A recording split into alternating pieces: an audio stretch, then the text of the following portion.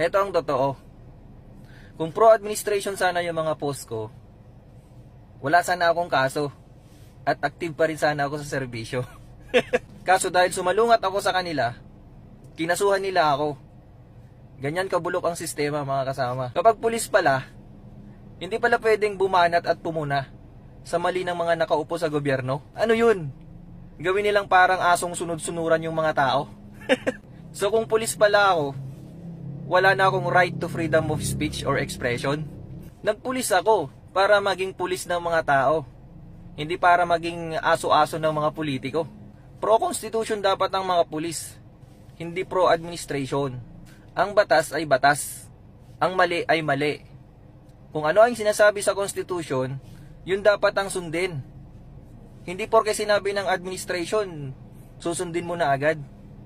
Check mo naman muna kung naaayon ba sa batas o hindi. Pulis, gagawin nilang aso-aso. Nako, hindi po pwede sa akin yan. Kaya nag-resign na lang ako, mga kasama.